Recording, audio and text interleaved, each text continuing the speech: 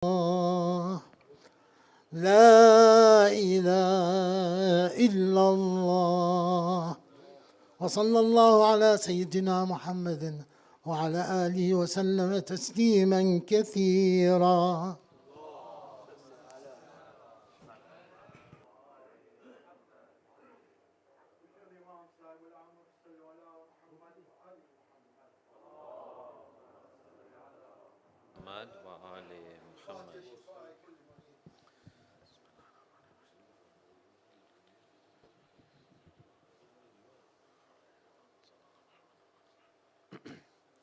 أعوذ بالله من الشيطان الرجيم بسم الله الرحمن الرحيم الحمد لله رب العالمين والصلاة والسلام على أشرف الأنبياء والمرسلين خاتم النبيين شفيع المذنبين رحمة للعالمين مولانا وسيدنا أبي القاسم محمد اللهم صل على وعلى آله الطيبين الطاهرين لا سيما بقية الله في الأرض أرواحنا له الفداء وعجل الله تعالى فرجه الشريف ولعنة الله على أعدائهم أجمعين من الآن إلى قيام يوم الدين. أما بعد فعباد الله أوصيكم وأوصي نفسي بتقوى الله والورع عن محارمه. أوصيكم وأوصي نفسي لاستعداد يوم الآخرة يوم لا ينفع مال ولا بنون إلا من أتى الله بقلب سليم. Respected elders, brothers, sisters, I begin by giving myself a reminder and thereafter you all a reminder to acquire and observe the taqwa of Allah subhanahu wa ta'ala. In his explanation of taqwa, Amirul Mu'mineen, Imamul Muttaqeen alayhi salam, Allahumma salli ala Muhammad wa ala has a khutbah in Nahjul Balagha called Khutbatul Muttaqeen or Khutbatul Hammam, in which he goes through many of the sifat and qualities of the Muttaqeen. We have reached quality number 72, in which Amirul Mu'mineen, he says, In samata lam yaghummahu samtu. A Muttaqi person, this has come up, I don't know, maybe this is the third or fourth occasion in this khutbah, regarding speech. The very first thing that Amirul Mu'mineen said in this was regarding speech, and now again here he's returning to it. He says that a muttaqi person, if he remains silent, his silence doesn't grieve him. Meaning that sometimes we feel bad when we don't say something. So if you're in a position where something wrong is happening and you fail to speak out, maybe you didn't have the courage at the time, maybe you didn't have the guts at the time to speak out, then later on you will feel regret. You'll feel, I should have said something. I could have stopped that. I should have spoken out for the truth. This is not from that category. This silence of the muttaqeen is not from that category. This silence which they practice doesn't make them upset. No. This silence is very wise silence. They know, a muttaqi person and an intelligent person will know when to speak, when not to speak. Generally speaking, in our lives, most of the time we are not confronted with serious issues of haqq and batil. We're not. Sometimes yes we are, but sometimes, most of the time, we're not. In those situations when you're not confronted by this kind of thing, it's better to remain silent most of the time. Because when we speak, we can sometimes overdo it, we can say things we regret, we can say things afterwards that we become regretful about. So a muttaqi person has a very careful habit when he speaks, what he speaks, how much he speaks, how he speaks. This is very, very important. Those who have this habit of speaking a lot all the time, this is quite dangerous, because they will often get into trouble, they will get into regret, they will say things they didn't want to say. This is a very, very important quality of a muttaqi person, that he's very careful on speech. Regarding Allama Tabatabai, rahmatullah alayh, it is said about him that at times when someone would refer to him as Ustad, he would say, don't say this. We are all here, brothers and colleagues, looking to understand the truths of Islam. And then Ayatollah Amini, he says that if he is asked a question, he would answer. But if he's not asked a question, he would remain silent. Ayatollah Amini, in one of his recollections, he says, I invited Imam Khomeini and Allama Tabatabai. What a lucky person to invite these two people to his place for dinner. Imagine you're in the company of Imam Khomeini and Allama Tabatabai. So he says, I noticed, if I looked at Allama and I asked a question, only Allama would reply, Imam remained silent. If I looked at Imam Khomeini and I asked him a question, only Imam Khomeini would reply, Allama would remain silent. I said, hi, let me try one thing. I looked dead center in between them two and I asked a question. Both of them remained silent. None of them answered. See, this is not a competition to prove ourselves and to show our knowledge and to show how much we know. No. Muttaqi person understands this.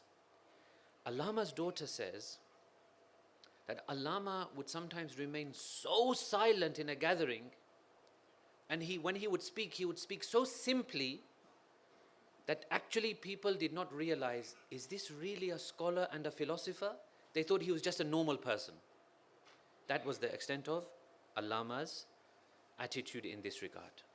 Amir al-Mu'mineen then says, this is now quality number 73, وَإِن ضَحِكَ لَمْ يَعْلُوا صَوْتُهُ. That a muttaqi person, when he laughs, he doesn't raise his voice. Ya Allah. This one is a little bit tough, isn't it, to understand? When he laughs, he doesn't raise his voice. Regarding the Holy Prophet of Islam and the Imams of Ahlul Bayt, sallallahu alayhim ajma'een, Allahumma salli ala Muhammad wa ala Muhammad. Their laughter was never one of a noise when they laughed. Generally, their laughter was a smile. And generally speaking, they have condemned laughing with loud voice. Now, why is this? This may seem very strange to some people, that what's the issue? You see, we've already covered one thing in this khutbah, which is that Amir al-Mu'mineen says, قُلُوبُهُمْ مَحَزُونَ. The hearts of the muttaqi people are always in grief.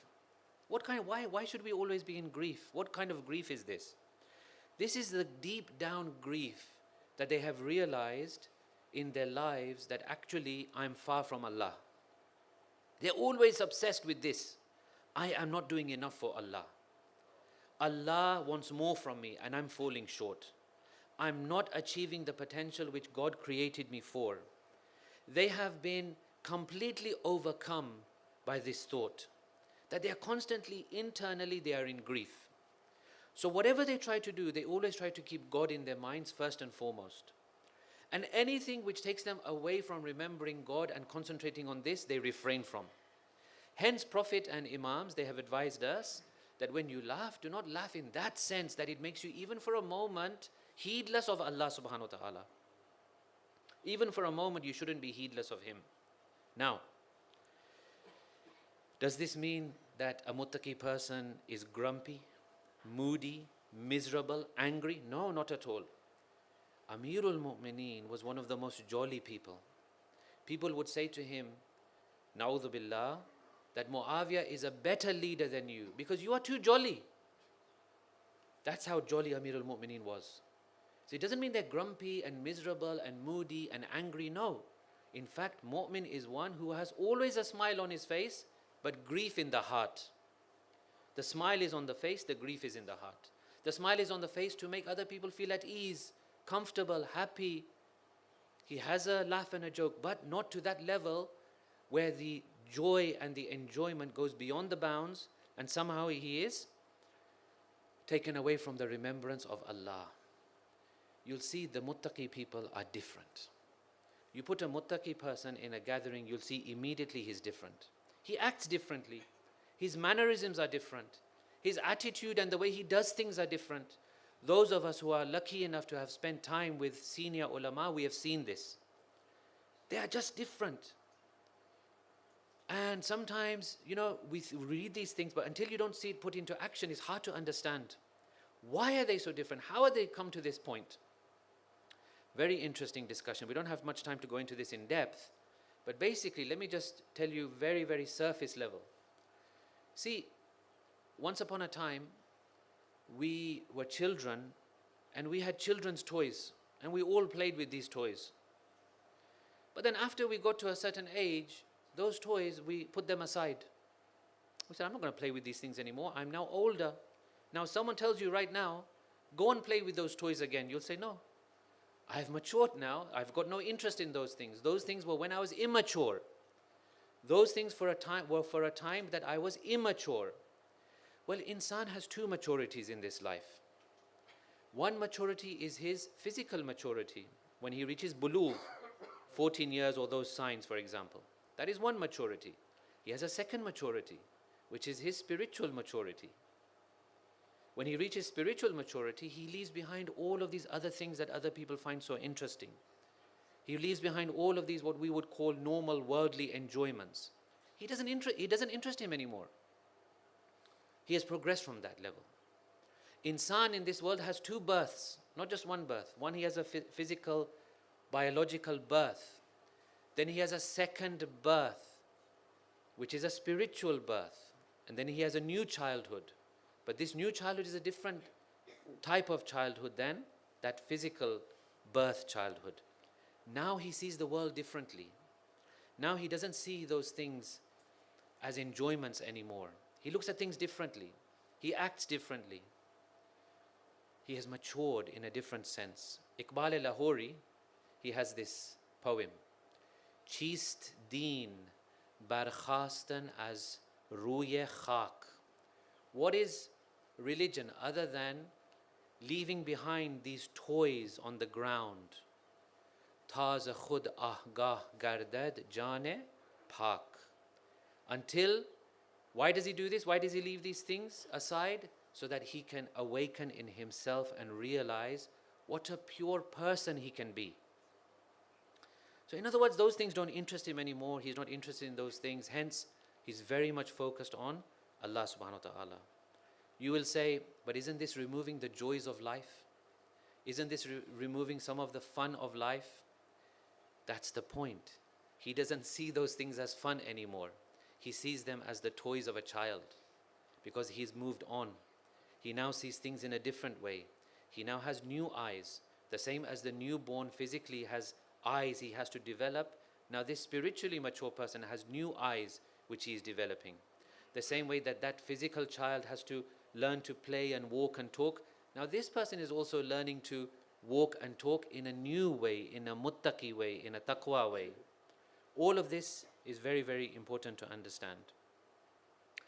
The third quality of today, which is number 74 in our discussion, Amirul Mu'mineen, Imam al-Muttaqeen, Imam Ali alayhi salam says, Allahumma salli ala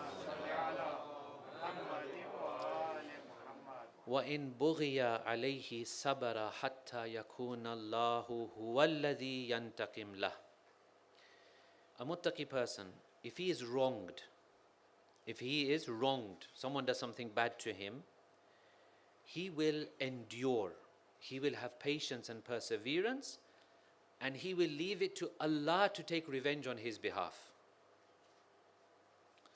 One of the names of Allah is Muntaqim, which refers to when he detests something to the extent that he subjects that person to punishment and wrath. One of his names is Muntaqim. So he does take revenge. Now when someone is wronged, when we are wrong, when you are wrong, when I am wrong, we have a number of ways we can respond. We can complain. We can moan. We can become negative. We can become passive aggressive. We can become abusive. We can become violent. We can have lifelong enmity with that person. It happens, yeah, in the community. All of a sudden, people turn their face away from you. They don't engage with you. They don't talk to you nicely. We have all of these different responses that we can do when we are wronged.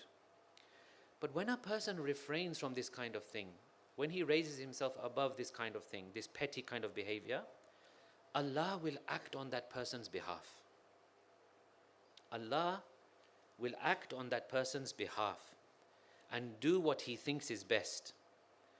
So a muttaqi person, when he is wronged and he cannot defend himself, for example, he doesn't go around complaining to people, but he keeps his trust on Allah to deal with.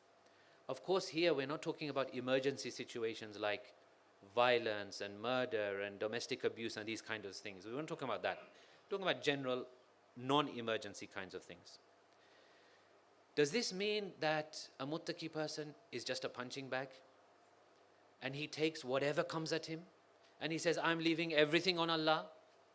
No, not at all. We are the followers of Amir al-Mu'mineen. Look at his battles and the way he fought for Islam. We are the followers of Imam Hussein. Look at the way he fought on the day of Ashura.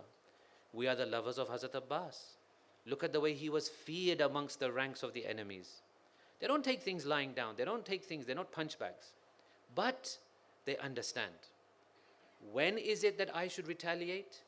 When is it that I should leave things to Allah subhanahu wa ta'ala?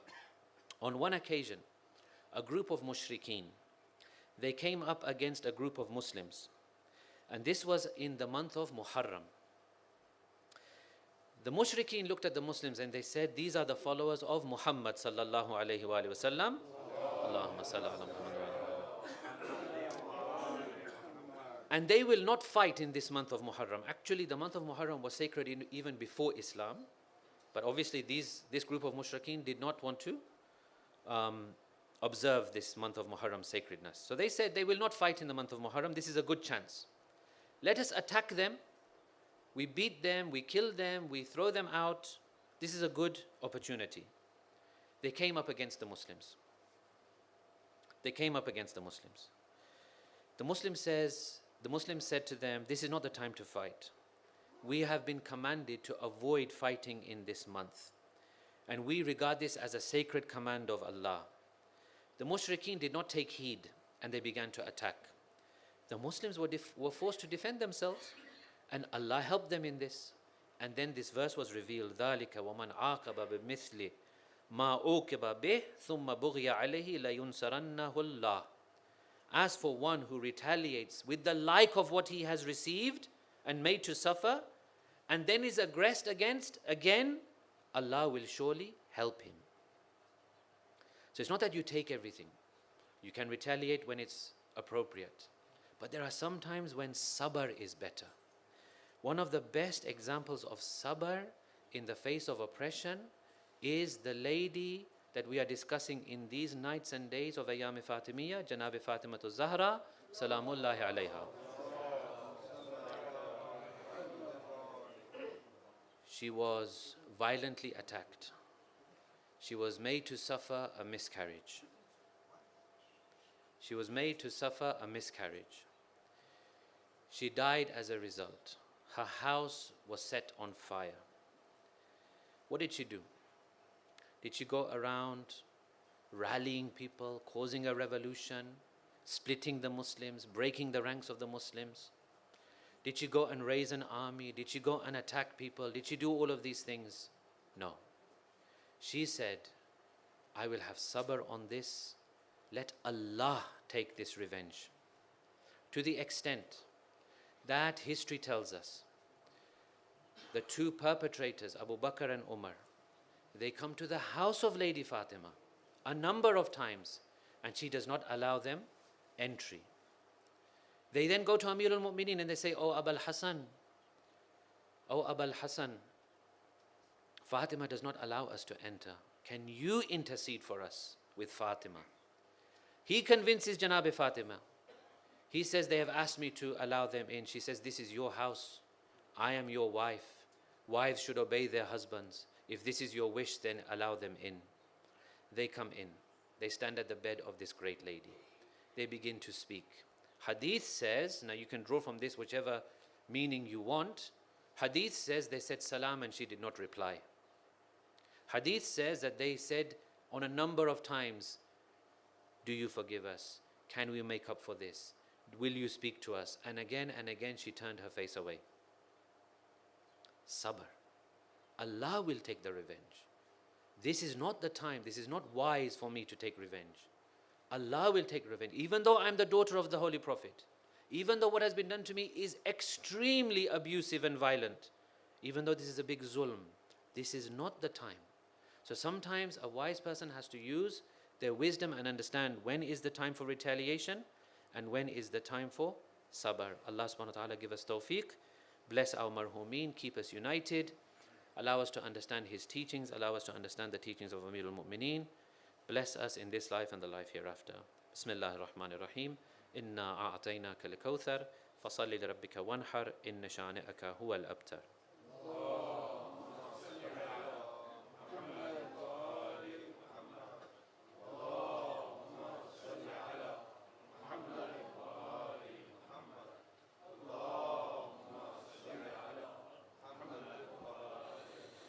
أعوذ بالله من الشيطان الرجيم بسم الله الرحمن الرحيم الحمد لله رب العالمين والصلاة والسلام على أشرف الأنبياء والمرسلين مولانا وسيدنا أبي القاسم محمد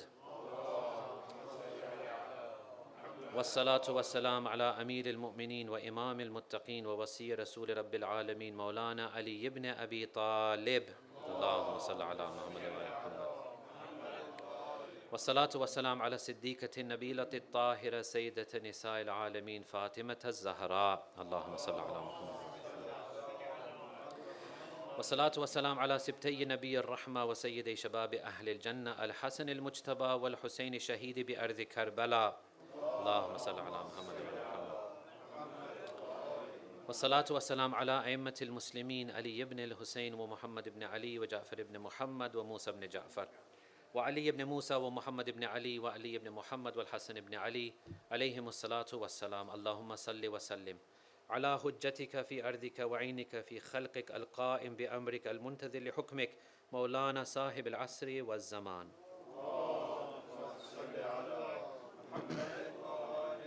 اللهم عجل فرج وسهل مخرج واجعلنا من شيعته وأعوانه. بسم الله الرحمن الرحيم. Azizan Muhtaram, another Friday goes by and still we are without Yusuf Zahra. We ask Allah subhanahu wa ta'ala to hasten the reappearance of our 12th Imam. Allahumma ajjil li waliyika al-faraj. Azizan, the World Cup is drawing to an end. I'm not going to take your time by giving my predictions and analysis of what's going to happen on Sunday. But do you remember the start of the World Cup? All the complaints, controversies, human rights abuses. But now, alhamdulillah, it looks like something positive is happening. The world seems to be paying tribute to these things. Women report feeling very safe at the World Cup. There has been no apparent drunken disorderly behavior, no fights, no quarrels, no violence as you usually see at football. The safety has been very good.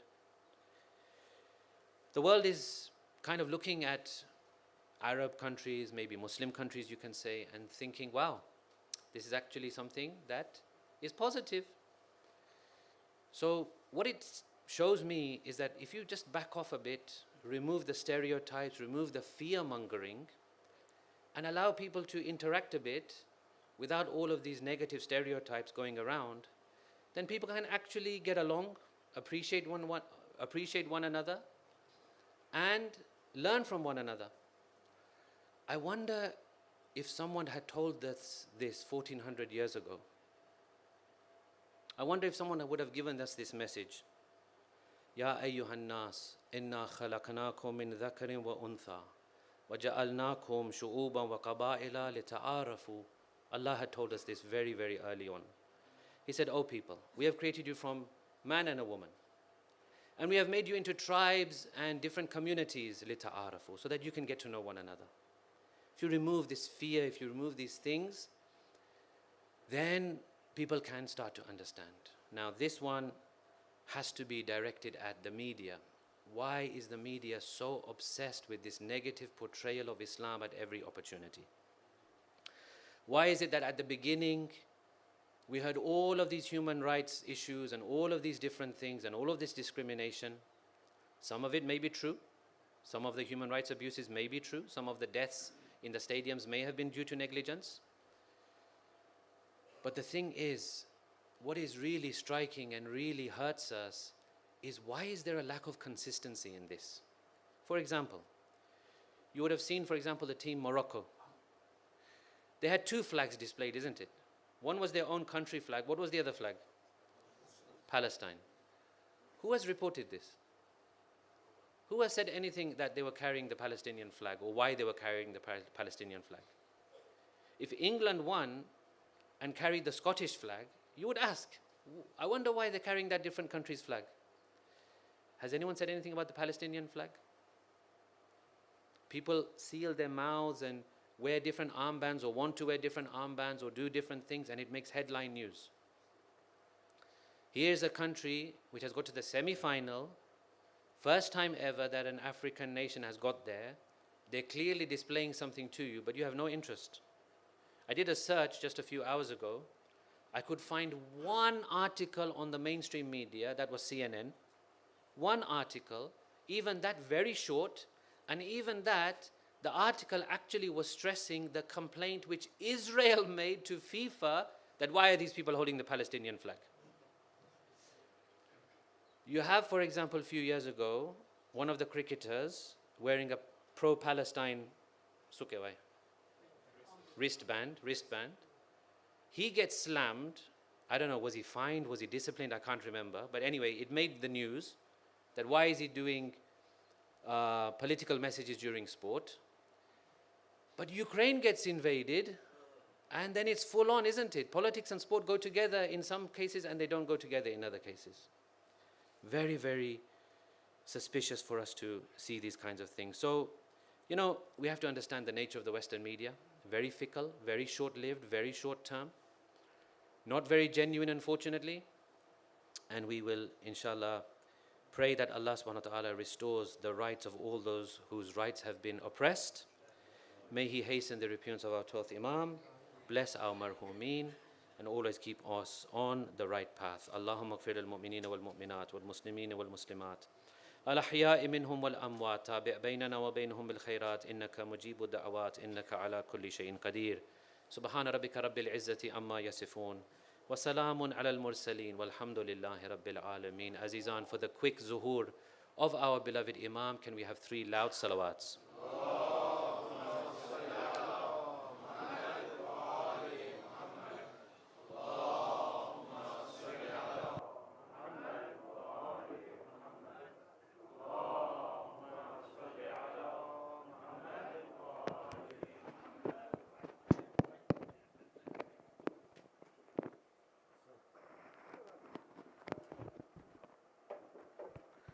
بسم الله الرحمن الرحيم الله أكبر الله أكبر أشهد أن لا إله إلا الله أشهد أن لا إله إلا الله أشهد أن محمد رسول الله أشهد أن محمد رسول الله صلى الله عليه وآله وسلم أشهد أن أمير المؤمنين وإمام المتقين عليا ولي الله أشهد أن عليا حجة الله اللهم صل على محمد وآل محمد حي على الصلاة حي على الصلاة حي على الفلاح حي على الفلاح حي على خير العمل حي على خير العمل قد قامت الصلاة قد قامت الصلاة الله أكبر لا إله إلا الله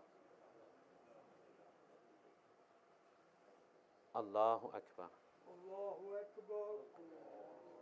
بسم الله الرحمن الرحيم الحمد لله رب العالمين الرحمن الرحيم مالك يوم الدين إياك نعبد وإياك نستعين اهدنا الصراط المستقيم صراط الذين أنعمت عليهم غير المغضوب عليهم ولا الضالين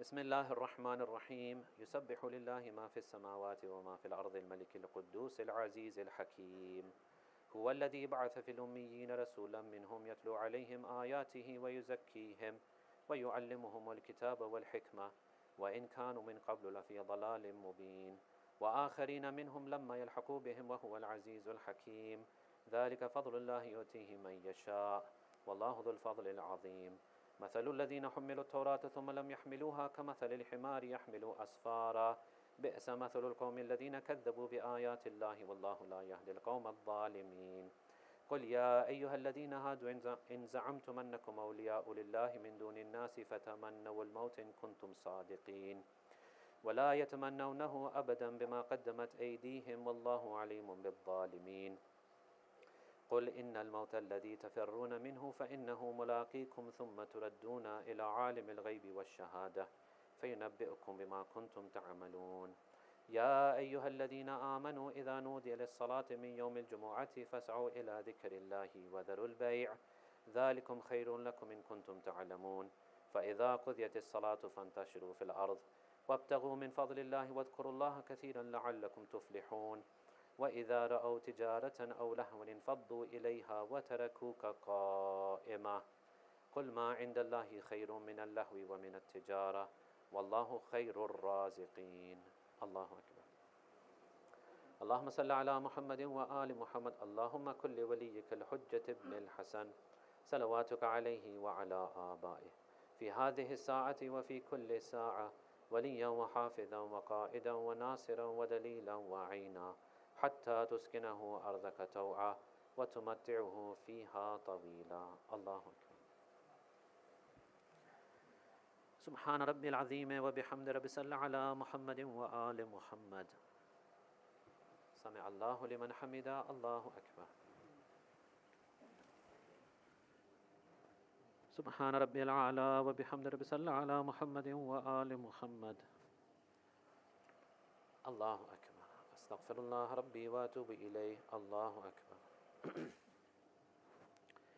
سبحان ربي الأعلى وبحمد ربي صل على محمد وآل محمد وعجل فرجهم. الله أكبر. بحول الله وقوته أقوم وأقعد.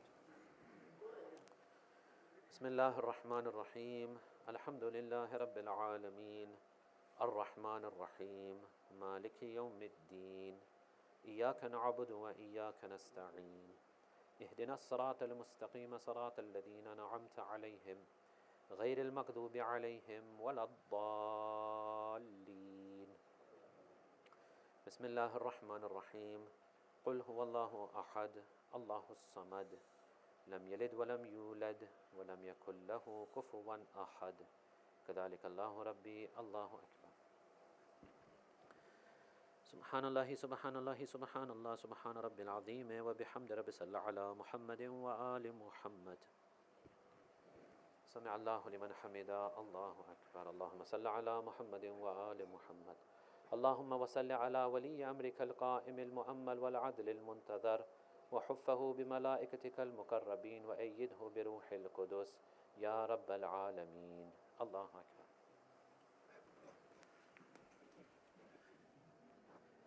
سبحان ربي الأعلى وبحمد ربي صل على محمد وآل محمد. الله أكبر. أستغفر الله ربي وأتوب إليه. الله أكبر. سبحان ربي الأعلى وبحمد ربي صل على محمد وآل محمد وعجل فرجهم. الله أكبر. الحمد لله. أشهد أن لا إله إلا الله وحده لا شريك له وأشهد أن محمدا عبده ورسوله. اللهم صل على محمد وآل محمد. السلام عليك أيها النبي ورحمة الله وبركاته. السلام علينا وعلى عباد الله الصالحين. السلام عليكم ورحمة الله وبركاته.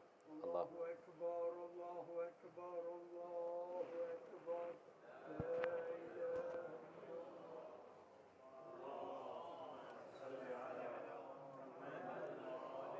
محمد. اللهم صل على محمد وآل محمد. اللهم صل على محمد وآل محمد. بسم الله الرحمن الرحيم. لا إله إلا الله إلها واحدا ونحن له مسلمون. لا إله إلا الله ولا نعبد إلا إياه مخلصين له الدين ولو كره المشركون. لا إله إلا الله ربنا ورب آبائنا الأولين.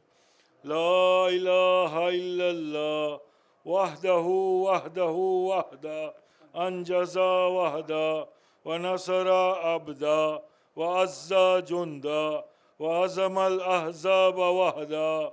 فله الملك وله الحمد يحيي ويميت ويميت ويحيي وهو حي لا يموت بيده الخير وهو على كل شيء قدير.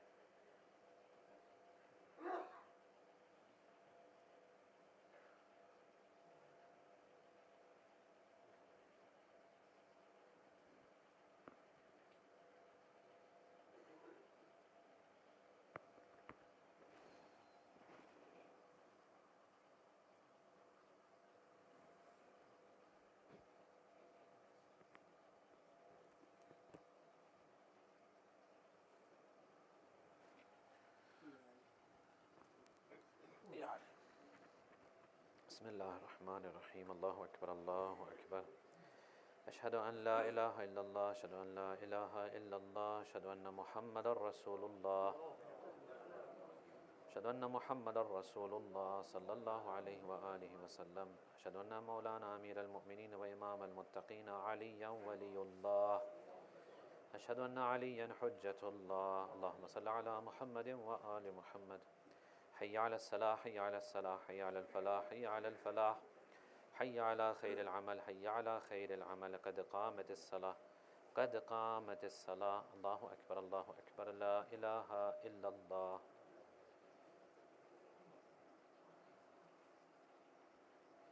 الله أكبر. الله أكبر. بسم الله الرحمن الرحيم.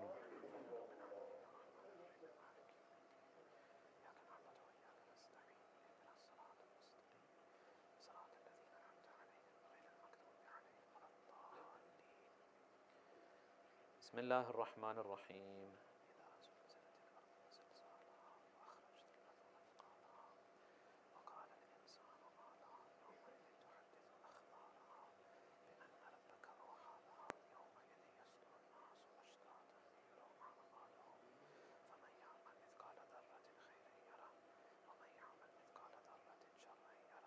الله أكبر.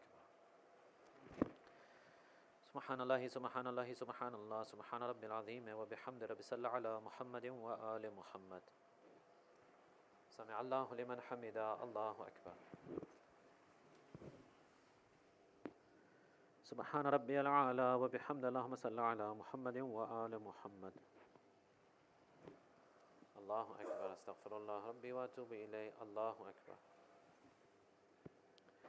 سبحان ربي الأعلى وبحمده. سبحان ربي الأعلى وبحمده. سبحان ربي الأعلى وبحمده. الله أكبر. بحول الله وقوته. بسم الله الرحمن الرحيم.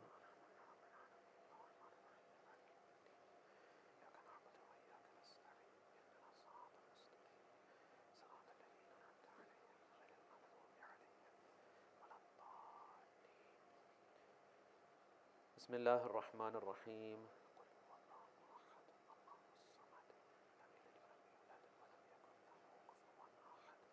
كذلك الله ربي. الله أكبر. اللهم صل على محمد وآل محمد. ربنا آتنا في الدنيا حسنة وفي الآخرة حسنة وقنا عذاب النار برحمتك يا أرحم الراحمين. الله أكبر. سبحان الله سبحان الله سبحان الله سبحان ربي العظيم وبحمده. سمع الله لمن حمده. الله أكبر. سبحان ربي الأعلى وبحمد. اللهم صل على محمد وآل محمد. الله أكبر. استغفر الله ربي وأتوب إليه. الله أكبر. سبحان الله سبحان الله سبحان الله سبحان ربي الأعلى وبحمده. الله أكبر. الحمد لله. أشهد أن لا إله إلا الله وحده لا شريك له وأشهد أن محمدا عبده ورسوله. اللهم صل على محمد وآل محمد بحول الله وقوته.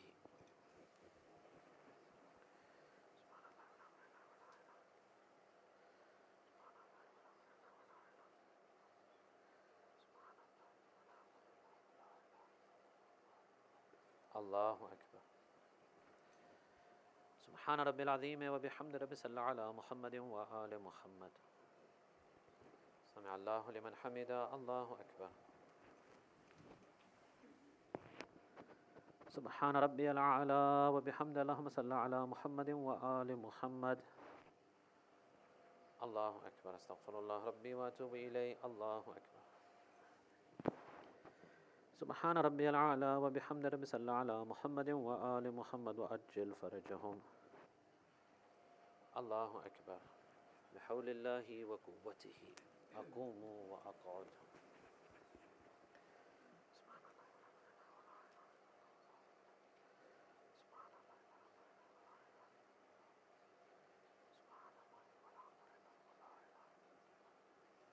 الله أكبر. سبحان ربي العظيم وبحمده رب صل على محمد وآل محمد. سمع الله لمن حمد. الله أكبر. سبحان ربي الأعلى وبحمده. سبحان ربي الأعلى وبحمده. سبحان ربي الأعلى وبحمده. الله أكبر. أستغفر الله ربي وأتوب إليه. الله أكبر.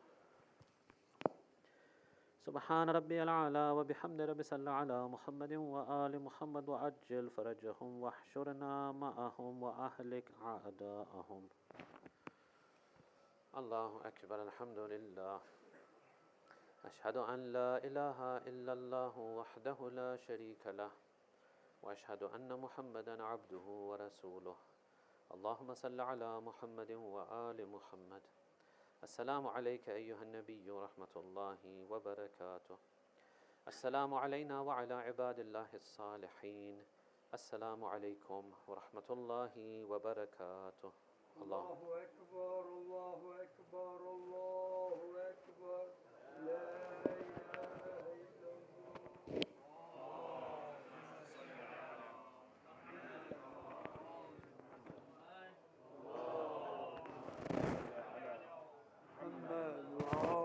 محمد. اللهم صل على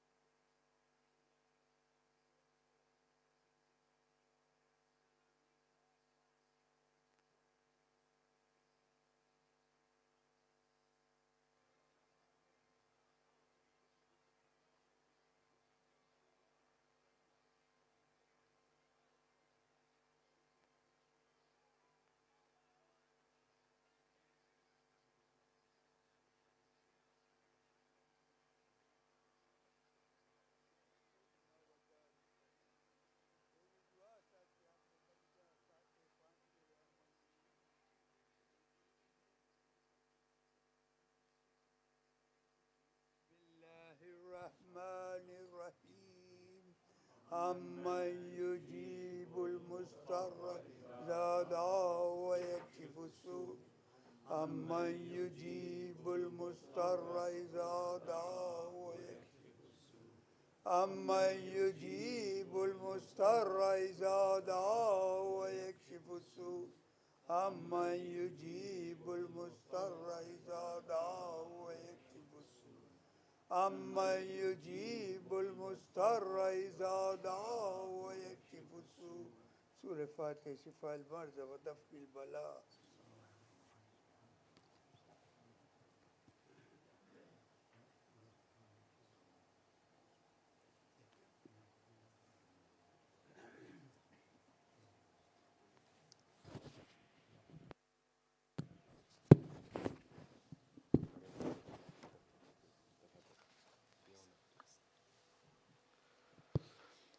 اللهم صل على محمد وآل محمد. بسم الله الرحمن الرحيم. الحمد لله الأول قبل الإنشاء والإحياء والآخر بعد فناء الأشياء. العليم الذي لا ينسى من ذكره ولا ينكس من شكره ولا يخيب من دعا ولا يقطع الرجاء من رجاه. اللهم إني أشهدك وكفى بك شهيدا وأشهد جميع ملائكتك والسكان سماواتك وحملة عرشك ومن بعثت من أنبيائك ورسلك وأنشأت من أصناف خلقك أني أشهد أنك أنت الله لا إله إلا أنت وحدك لا شريك لك ولا عديل ولا خلف لقولك ولا تبديل، وأن محمدا صلى الله عليه وآله عبدك ورسولك أدى ما حملته إلى العباد وجاهد في الله عز وجل حق الجهاد، وأنه بشر بما هو حق من الثواب وأنذر بما هو صدق من العقاب. اللهم ثبتني على دينك ما أحييتني ولا تزغ قلبي بعد إذ هديتني وهب لي من لدنك رحمة إنك أنت الوهاب. صل على محمد وآل محمد واجعلني من أتباعه وشيعته وهشرني في زمرته ووفقني لأداء فرض الجمعات وما أوجبت علي فيها من الطاعات وقسمت لأهلها من العطاء في يوم الجزاء إنك أنت العزيز الحكيم.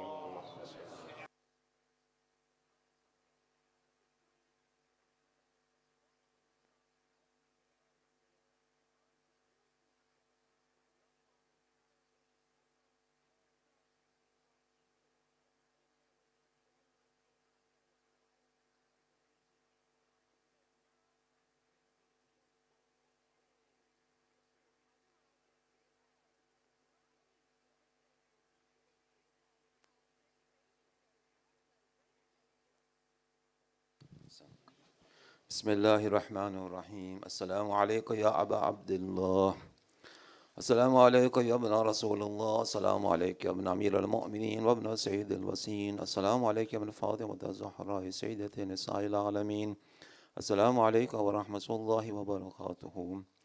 السلام عليك يا مولاي يا ابن مولاي، السلام عليك يا غريب الغرباء، السلام عليك يا سلطان يا أبا الحسن وعلي بن موسى رزاق شفيعنا وشفيع والدينا في يوم الجزاء. السلام عليك ورحمة الله وبركاته. السلام عليك يا حجة الله في أرضه، السلام عليك يا عين الله في خلقه، السلام عليك يا نور الله الذي يهتدي به المهتدون ويفرج به عن المؤمنين. السلام عليك أيها المحزب الخائف، السلام عليك أيها الولي الناصح، السلام عليك يا سفينة النجاة، السلام عليك يا عين الحياة، السلام عليك صلى الله عليك وعلى آل بيتك الطيبين الطاهرين. السلام عليك عجل الله لك ما وعدك من النصر وزحور الأمر. السلام عليك يا مولاي أنا مولاك عارف بأولاك وأخراك، أتقرب إلى الله تعالى بك وبآل بيتك وأنتظر ظهورك وظهور الحق على يديك، وأسأل الله أن يصلي على محمد وآل محمد وأن يجعلني من المنتظرين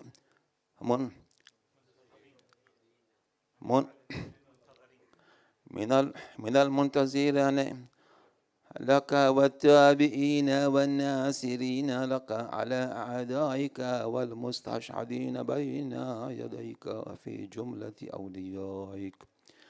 يا مولاي يا صاحب الزمان، صلوات الله عليك وعلى آل بيتك. هذا يوم الجمعة وهو يومك المتوقع فيه ظهورك والفرج فيه للمؤمنين على يديك وقتل الكافرين بسيفك، وأنا يا مولاي فيه سيفك وجارك وأنت يا مولاي قريب من أولاد الكرام ومأمور بالزيافة والإجارة فأعزفني وأجرني.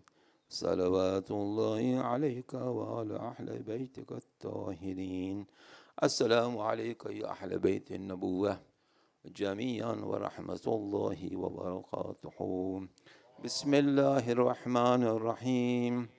اللهم كن لوليك الحجة ابن الحسن صلواتك عليه وعلى آبائه في هذه الساعة وفي كل ساعة وليا وحافظا وقائدا وناصرا ودليلا وعينا حتى تسكنه أرزك توأا بعدته طيبة إلى رحمتك يا